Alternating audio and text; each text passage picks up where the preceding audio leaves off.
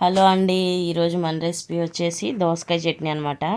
ఒకసారి ఇలా నా స్టైల్లో దోసకాయ చట్నీ ట్రై చేయండి, టేస్ట్ అయితే అద్దరిపోతుంది.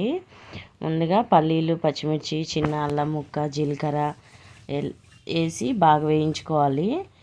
వేయించుకొని పక్కన పెట్టుకోవాలి. అలాగే అదే కళాయిలో 4 వంకాయలు కట్ చేసి నా వంకాయ ముక్కలను కూడా వేయించుకొని పక్కన ఉంచుకోవాలన్నమాట.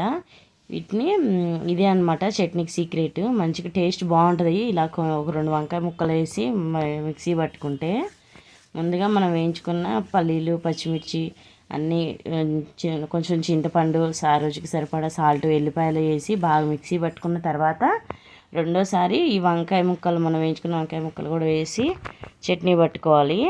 మిక్సీ పట్టుకొని పక్కన ఉంచుకొని ముందుగా పోపు వేసుకోవాలి.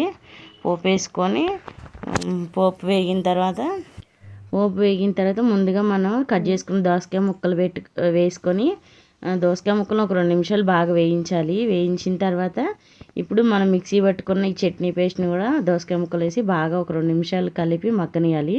టేస్ట్ అయితే చాలా బాగా వచ్చింది.